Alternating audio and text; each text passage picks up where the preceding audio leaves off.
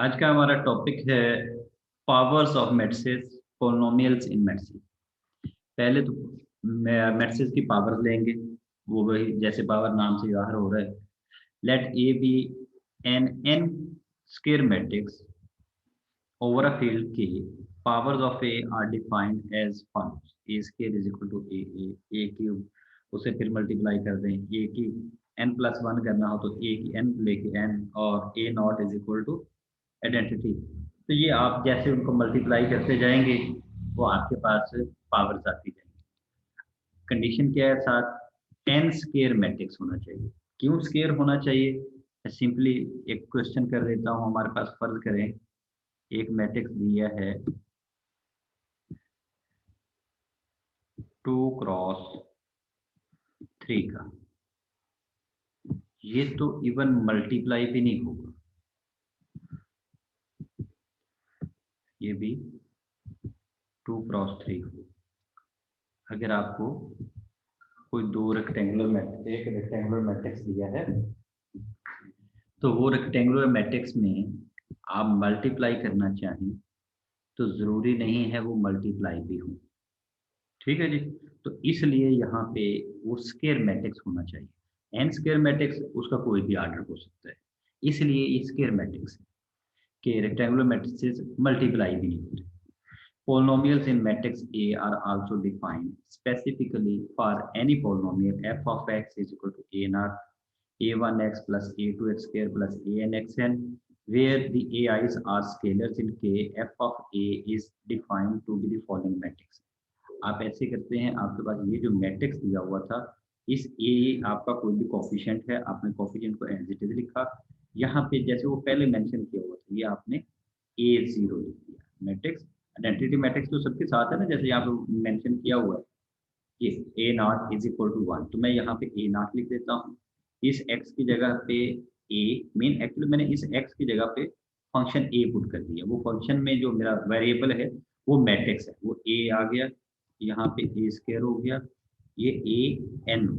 तो इस तरह हम किसी भी मैट्रिक्स को पोलिनोमियल की फॉर्म में लिख सकते हैं। आगे सोल्यूशन दिया हुआ है, सॉल्व करके देखते हैं कैसे। एग्जाम्पल 1 दी हुई है, एग्जाम्पल 2.9 है। Suppose a is equal to 1 2 3 -4। पहले नंबर पे तो ये देखिए क्या ये स्क्वायर मैट्रिक्स है? Yes it is square. अब आपने क्या करना था, ए स्क्वायर लिया आपने। ए स्क्वायर के लिए क्या करना है, सिंपल मल्टीप्लाई किया। मैं जस्ट मेंशन कर देता हूँ, ए पूरी रो को आपने पूरे कॉलम से मल्टीप्लाई किया और फिर पूरी रो को पूरे कॉलम से मल्टीप्लाई किया। तो सिंपल मल्टीप्लिकेशन का जो तरीका है, आपके पास ये मैट्रिक्स की मल्टीप्लिकेशन होगी। उसके बाद ए क्यूब कर दिया। ए क्यूब के लिए क्या किया, ए स्क्वायर को ए से मल्टीप्लाई किया, आपके पास ये आंसर है। मुझे स्क्रीन शेयर नहीं हो रही। ओके जी, ए क्यूब है, आप मल्टीप्लाई करते हैं, ये आंसर आ गया। मल्टीप्लिकेशन तक या स्क्वायर तक, क्यूब तक, पावर तक कोई इशू नहीं है। देन क्या करना था, suppose f of x is equal to 2x square minus 3x plus 5। तो और दूसरी पोलिनोमियल जो दी है उसने वो दी x square plus 3x minus 10। Then अब हमने क्या करना है, इस x की जगह पे a पुट करना है। तो यहाँ पे देखिएगा एग्जैक्टली ये a स्क्वायर की टर्म ये आई जो थी, मैंने यहाँ पे मेंशन कर देता हूँ, माइनस ये 3 के साथ x, ये आपका x था, ये as it is, plus 5 into, जहाँ पे कोई टर्म नहीं थी 5 के साथ क्या है, आइडेंटिटी। कि मैट्रिक्स है तो इसकी सारी टर्म्स मैट्रिक्स होनी चाहिए, तब आप सॉल्व कर सकते हैं। ये 2 3 4 का मल्टीप्लाई करें, आपका आंसर आ गया दिस वन। ये हमारे पास उस पोलिनोमियल का आंसर आ गया, f of A is equal to this one. ये आपने एफएससी में नहीं पढ़ा हुआ, तो ये पोलिनोमियल का कंसेप्ट समझ लेंगे, लिटिल बिट डिफरेंट है। तो g of A is equal to, यहाँ पे ये जी था, एक्स स्क्वायर एक्स और इसके साथ आइडेंटिटी, जो भी आया वो आपका आंसर है। दस a is a zero of the polynomial g of x. तो ये जो ए है ये रूट ऑफ दिस पोलिनोमियल है। रूट क्यों है कि जो नंबर पुट करने पे आपका सारा जो फंक्शन है, ये जो टर्म है वो जीरो हो जाए, ये सेटिस्फाई हो जाए, हम उसको कह देते हैं ये इसका रूट है। तो ये a is a zero of the polynomial. क्यों जीरो है कि इसका आपने जो भी वो साइमल्टेनियस सॉल्यूशन फाइंड किया उसमें आंसर जीरो आ, इसको हम कहते हैं ये इसका जीरो है या रूट है, root of this polynomial. Plus 5i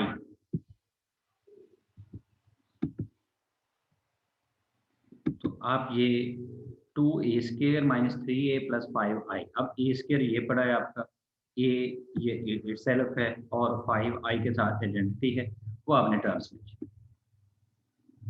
ji ji sir. Ji next move करते हैं जी। नेक्स्ट है invertible non singular matrix. Invertible कौन क्या होता है? जिसका इन्वर्स एग्जिस्ट करता हो। तो इन्वर्स के लिए सबसे पहले आपका मैट्रिक्स स्क्वायर होना चाहिए। स्क्वायर मैट्रिक्स का मल्टीप्लिकेटिव इन्वर्स होगा। A square matrix A is said to be invertible or non-singular if there exists a matrix B such that AB is equal to BA is equal to identity। अगर आपके पास कोई एक ऐसा matrix exist करता हो जिससे इसको मल्टीप्लाई करें और आंसर आइडेंटिटी आ जाए, तो हम कहेंगे ये मैट्रिक्स इनवर्टिबल। और उसके सर्टेन कंडीशंस हैं, आगे देखते हैं। Where I is the identity matrix, such a matrix B is unique। ये मैट्रिक्स यूनिक होगा। That is if A B1 is equal to B1 A is equal to I and A B2 is equal to B2 A is equal to I। अगर हम दो consider कर लें तो फिर किसके कैसे बन सकते हैं? देन B1 यहाँ से मैं कर देता हूँ, देन B1 I1 ये ले रहे हैं। B1 A is equal to I1 is equal to B1 as it is I किसके इक्वल आ जाएगा? दूसरे में से पुट कर दिया, ये A B2 I is equal to this one है सेकंड स्टेप में, तो A B2 पुट कर दिया इज इक्वल टू ये B1A, ये B1A आ गया B2 के, और B1A किसके इक्वल है? I के। तो आप वो दोबारा I that is B2 is equal to, ये आपके पास देखिएगा B1 और B2 इक्वल आ गए। आप इन दोनों को यूज करें, ये एक्चुअली यूनिकनेस प्रूव की गई है। We call such a matrix B the inverse of A and denote it by the A inverse।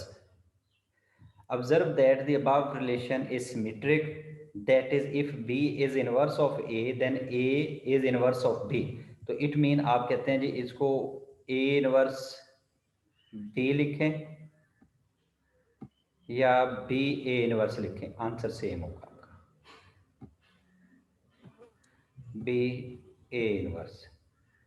इन दोनों केसेस में चले, मैंने ये बी लिख दिया, इनवर्स लिखने की जरूरत नहीं थी, अब इसको दोबारा ए लिख देते, ये ए और ये ए, फिर आपका आंसर सेम होगा। सॉल्व करते हैं क्वेश्चन, एग्जांपल दी हुई है। Suppose that A is equal to this one and B is equal to this one, then उसने कहा कि ये दोनों एक दूसरे का इनवर्स हैं। आप सिंपल मल्टीप्लाई करें, अगर आंसर सेम आ जाता है, अगर आंसर आइडेंटिटी आ जाता है, आप मल्टीप्लाई करें 2 और 5 3 और 1, चेक कर लें ये आता भी है जो इसने लिखा है। ये बन गया 6 माइनस 5, फिर ये आ गया -10 और +10, -3 +3 और -3, -5 और +6। सो दिस इज आइडेंटिटी, और इसको मल्टीप्लाई किया, ये आइडेंटिटी। ये वैसे इसने इन जनरल करके देखा है कि आपके पास दो मैट्रिसेस जो हैं अगर वो एक दूसरे का, अच्छा एक और काम करें, आप इसका सिंपल इनवर्स फाइंड करके देखें, इस ए का सिंपल इनवर्स फाइंड करें, जैसे आपके पास तरीका है इनवर्स फाइंड करने का, तो देखिएगा एग्जैक्टली ये वाला आंसर आएगा। और इसका इनवर्स फाइंड करें, ये वाला आंसर आएगा। अब ये दोनों टर्म्स चेक कीजिएगा, ये तो हमने मल्टीप्लाई करके देखा ना। आप इनको इनवर्स का तरीका जैसे वो करते हैं, A inverse is equal to adjoint A over A mod, ये मैं आपके प्रीवियस नॉलेज से बात कर रहा हूँ। Adjoint A over A mod find करके देखें, आपका आंसर एग्जैक्टली बी आएगा, और जब आप बी का फाइंड करेंगे तो ए आएगा। अभी हमने वो प्रूव किया कि ये यूनिक होता है, तो वो सेम आना चाहिए। ठीक है जी, ये आपने दोनों क्वेश्चन चेक करने हैं कि ये आते हैं या नहीं। ओके जी, ओके जी सर आते हैं। Okay, it is known that this example, okay इसकी ज़रूरत नहीं है। अच्छा यहाँ पे एक उसने लिखा हुआ है, जनरलाइज किया है कि आपके पास ए बी का इनवर्स अगर दोनों का प्रोडक्ट लेके इनवर्स लिखें तो वो टर्म होती है बी इनवर्स ए इनवर्स के। और अगर इन जनरल लिखना हो, आप के मैट्रिसेस का मल्टीपल ले रहे हो, A1 A2 अप टू ए के, सबका इनवर्स लें, तो इनको आप इज इक्वल टू लिखेंगे ए के इनवर्स। मीन आप बैक से शुरू करेंगे। फर्ज करें आपने 3 लिया हुआ था, A B C inverse is equal to C inverse B inverse A inverse, इस तरह आपका आंसर आएगा। ठीक है जी, नेक्स्ट स्टेप देखते हैं। इनवर्स ऑफ 2x2 मैट्रिक्स, ये वो सिंपल जो आप पहले से जानते हैं, तो मैं इसमें नहीं करूँगा, ये आप खुद से देख लीजिएगा। अब 2x2 का मैट्रिक्स करवाने का क्या फायदा, ये आपके लिए नॉन है, कोई ऐसी खास चीज़ नहीं है। ये फाइंड द इनवर्स ऑफ ए, ये ए दिया है, ये बी दिया है, फर्स्ट वो इवेल्युएट ए मॉड, आप ए मॉड फाइंड करते हैं तो क्या आएगा 10 - 12, answer is -2। Since B mod is because A mod not equal to 0 the matrix is invertible and A inverse is equal to, यहाँ पे इसके वो आपने जो 2x2 का मैट्रिक्स होता है क्या करते हैं, इन दो की जगह चेंज कर दें और इनकी साइन चेंज कर दें, ये एडजॉइंट आ जाएगा। देखिएगा वही किया और आपका सिंप्लीफाई करने पे ये आंसर आ गया। अब सेम इसी तरह बी का आपने करना है, बी के लिए क्या हुआ 6 और -6, इसका इन्वर्स एग्जिस्ट नहीं करता, तो मॉड 0 आ गया, हम कहेंगे इसका इन्वर्स एग्जिस्ट नहीं करता। ठीक है जी, तो ये आपके एफएससी का या 9th 10th में जहाँ भी मैथ से शुरू हुए थे वहाँ से था। Inverse of n cross n matrix, अब यहाँ पे तो हमारे पास इशू नहीं था इनको सॉल्व करने का, 2x2 था, सिंपली सॉल्व कर सकते हैं।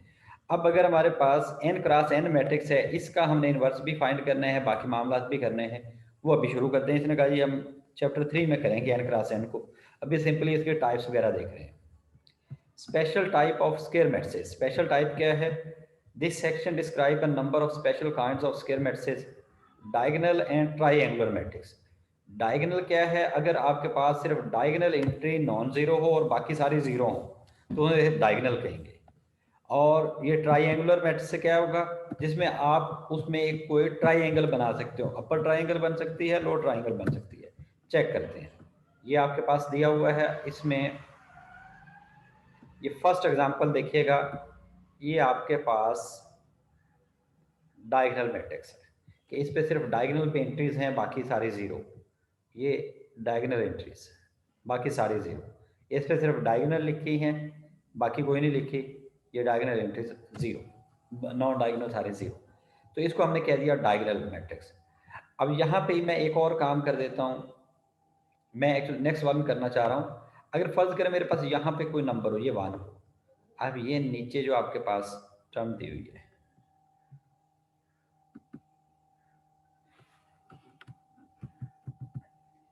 अगर मैं इसकी ट्राइएंगल बना सकता हूँ,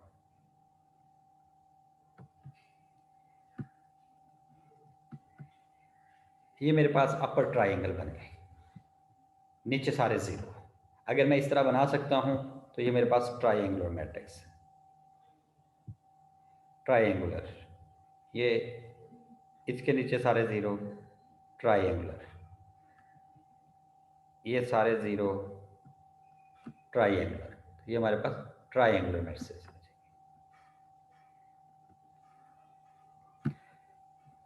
सर जो आपने एक लिखा है जी, special real square matrices, symmetric, orthogonal, normal, ये 4 चीज़ें हमने करनी है स्क्वायर मैट्रिक्स में। रियल स्क्वायर मैट्रिक्स के लिए सिमेट्रिक, ऑर्थोगोनल और नॉर्मल, ये 3 चीज़ें होंगी। ये लिटिल बिट नया होगा आपके लिए, आइडिया होगा। सिमेट्रिक क्या होता है, अगर आप किसी मैट्रिक्स का ट्रांसपोर्ट लें और सेम आ जाए, ये अगर किसी मैट्रिक्स का ट्रांसपोज लें और वो आपके पास सेम वही मैट्रिक्स आ जाए जो पहले था, तो उसको हम सिमेट्रिक कहते हैं। अगर वो माइनस आ जाए तो उसको स्क्यू सिमेट्रिक या एंटी सिमेट्रिक कहते हैं। ठीक है जी, एंट्री वाइज बात हो रही है। सिंपल डेफिनेशन याद रखिएगा, किसी का आपने ट्रांसपोज लिया और दोनों मैट्रिक्स सेम आ गए, ट्रांसपोज भी वही जो गिवन मैट्रिक्स था, तो उसे हम कहते हैं सिमेट्रिक। अगर नेगेटिव आ गया तो स्क्यू सिमेट्रिक। पहली बात होगी, एग्जाम्पल अभी देखते हैं इसकी। एग्जाम्पल दी हुई है, ये मैट्रिक्स दिया है आपको 2 - 5 दिस वन, ये 3 मैट्रिक्स दिए हैं। इनमें एक तो ये तो सिंपली देख लेना, ये स्क्वायर मैट्रिक्स नहीं है तो ये तो कुछ भी नहीं होगा ना, इसके बारे में तो कोई इन्फॉर्मेशन नहीं है। यहाँ पे लिखा हुआ है ना सिमेट्रिक है ना स्क्यू सिमेट्रिक है, क्यों, ये स्क्वायर ही नहीं है। अब आ जाए पहले 2 पे, अब इसका आप ट्रांसपोज लें, तो ट्रांसपोज लेने पे एग्जैक्टली यही नहीं आ जाएगा, वही सेम आ गया हमारा 2 -3 5 और फिर आ गया -3 6 7 और ये आ गया 5 7 -8। देखिएगा ये ट्रांसपोज भी सेम नहीं आ गया आपका। मैंने एक्चुअली ये पूरी रो उठाई, उसको कॉलम बना दिया, तो ये ए ट्रांसपोज, तो ये आपके पास सेम वही आ गया जो ऑलरेडी गिवन था। तो हम कहते हैं ये मैट्रिक्स जो है ये सिमेट्रिक। ओके, सेकंड पे आ जाएं। ये सारे जो है इसको देखिएगा क्या है, मैं पहले को चेंज करता हूं तो मेरे पास आ जाएगा 0 3 -4। मैं पहली रो को उठा के लिखा, अब दूसरे कॉलम को लिख रहा हूँ, दूसरी रो को कॉलम में लिख रहा हूँ 3 0 और 5 और थर्ड में क्या आ जाएगा 4 -5 और 0।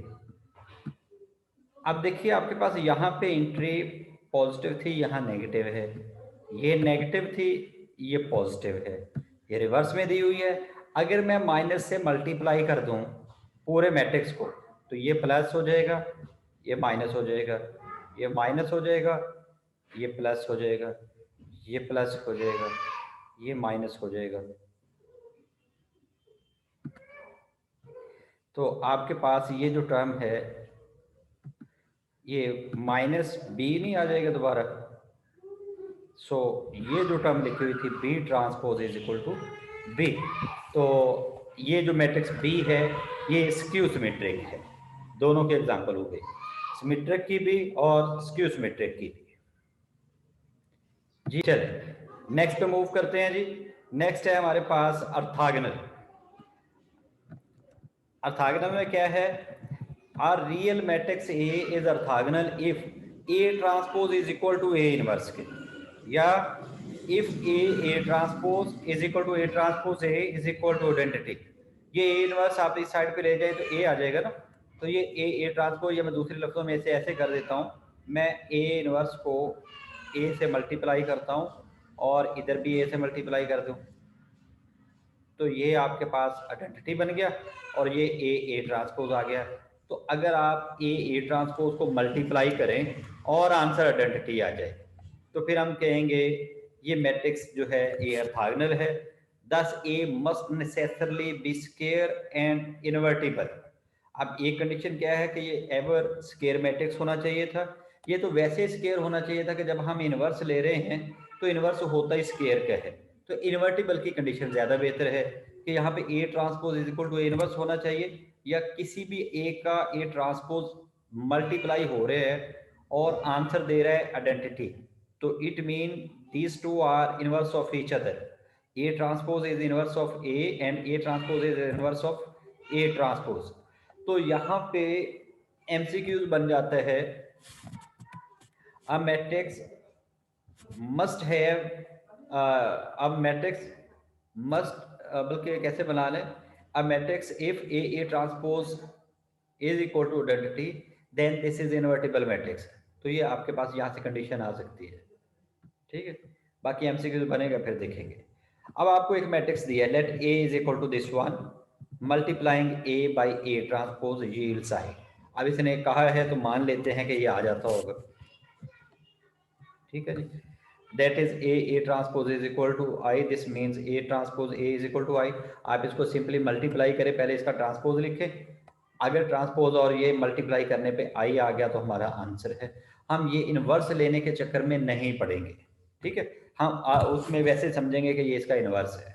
अगर ये A transpose is equal to A inverse आया है तो हम कहेंगे A इज ऑर्थोगोनल मैट्रिक्स, ठीक है। आगे ये फाइंड करने का तरीका बताया है कि आप किस तरह इसको फाइंड कर सकते हैं। आपके पास फर्ज करें A दिया हुआ है, A1 A2 A3 B1 B2 B3 और C1 C2 C3, और A ट्रांसपोज क्या आ जाएगा, आप इसका मल्टीप्लाई कर देते हैं, और सॉरी इसका ट्रांसपोज ले लेते हैं, पूरी रो को उठाते हैं कॉलम बना देते हैं, पूरी रो को उठाते हैं कॉलम बना देते हैं, थर्ड रो को, थर्ड कॉलम, तो ट्रांसपोज हो गया। अब हम फाइंड करने का तरीका देख रहे हैं कि कैसे होगा। आप ए ट्रांसपोज मल्टीप्लाई करते हैं, आप इन टर्म्स को मल्टीप्लाई करें, इक्वल टू क्या होगा, ये दो मैट्रिसेस अगर इक्वल दिए हुए हैं आइडेंटिटी के, तो इट मीन इनकी first entry is equal to 1, second 0, third. आप मल्टीप्लाई करते हैं, a1 square a2 square a3 square is equal to 1, सारे मल्टीप्लाई करने पे ये आंसर। अब यहाँ पे देखिए कहते हैं accordingly u1 dot u1 is equal to 1, u2 u, और ये अगर उन सबको मैंने u1 2 3 कहा हुआ है, यहाँ पे देखिएगा ये u1 था, ये u2 है और ये u3 है। यहाँ पे देखने से पता चल रहा है कि ये u1 स्क्वायर है, ये u2 स्क्वायर है, ये u3 स्क्वायर है। तो यहाँ डॉट लिखे हुए हैं तो एक्चुअली वही है, ये तीनों 1 हैं, बाकी सारे 0। उसको जनरलाइज कर दिया कि ui dot uj is equal to 0 if i not is equal to j and is equal to 1 if i is equal to j। तो यही हमारे पास कहता है डेल्टा के इक्वल भी लिखा जा सकता है। इन अदर वर्ड्स डेल्टा भी हम पढ़ के आए थे कि delta I J is equal to 1 होगा अगर आई जे इक्वल होंगे, अदरवाइज 0। जी इस क्वेश्चन को कंप्लीट करते हैं। ये थ्योरम दिया है, let A be a real matrix then the following are equivalent. Equivalent का मतलब ये एक से दूसरे में शिफ्ट हो सकता है। A is orthogonal, the rows of a form an orthonormal set, the columns of a form orthonormal set. ये देखिएगा जी क्वेश्चन दिया हुआ है, यहाँ से वो क्लियर हो जाएगा। Orthonormal matrix, orthogonal matrix. Let A be a real 2 cross 2 orthogonal matrix, then for some real matrix number theta cos theta sin theta minus sin theta cos theta, और यहाँ पे ए ओके दोनों में से कोई भी हो सकता है। उसने वैसे लिख दिया, हम सॉल्व करके दिख देते हैं। मैं इसके साथ मल्टीप्लाई कर दूं, इसका क्या आ जाएगा cos थीटा, मैं ट्रांसपोज लिख रहा हूं, और ये सेम ही नहीं रह जाएगा, सेम ही रह जाएगा cos थीटा sin थीटा, और ये आ जाएगा sin थीटा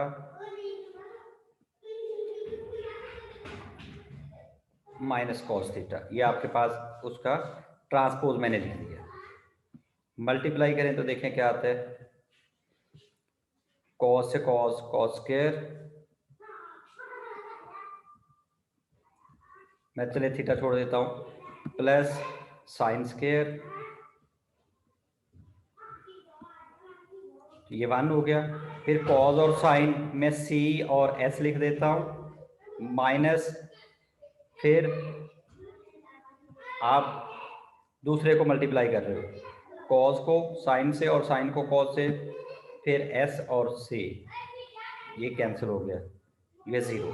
तो आपके पास देखिएगा ये आंसर 1 0 0 0 1 ये आ जाएगा।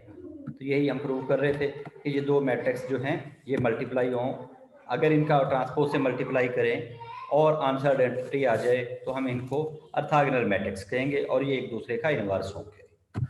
जी लास्ट वन है normal matrix. A matrix, real matrix a is normal if it commutes with its transpose. अगर a transpose equal to A transpose a हो, if A is symmetric, orthogonal or skew symmetric, then A is normal. There are also other matrices. ये normal कब होगा, यहाँ पे मैं ये कहूँगा ऑर्थोगोनल के लिए ए ट्रांसपोज और ए ट्रांसपोज ए ऐसे था, A transpose is equal to A transpose A equal to identity. अगर आइडेंटिटी आया तो फिर ये हमारे पास ऑर्थोगोनल है, अगर आइडेंटिटी ना आए लेकिन ये दोनों इक्वल हो तो फिर नॉर्मल। सिर्फ ये डिफरेंस है, अगर हमारे पास दो मैट्रिसेस का ए ट्रांसपोज को कम्यूट कर रहे हैं, मल्टीप्लाई करते हैं, अगर ये इक्वल आते हैं और आइडेंटिटी के इक्वल है तो आपके पास ऑर्थोगोनल, अगर आइडेंटिटी नहीं आता तो फिर नॉर्मल। कुछ भी आ जाए, लेकिन इस तरह अर्थात आ जाए आपके पास आइडेंटिटी नहीं है। जैसे देखिए 45 आ गया आंसर, 1 नहीं है। 1 होता तो इसे हम नॉर्मल कहते, ऑर्थोगोनल कहते। अब 1 नहीं आया तो नॉर्मल। जी, यहाँ तक का हमारा ये टॉपिक था आज का।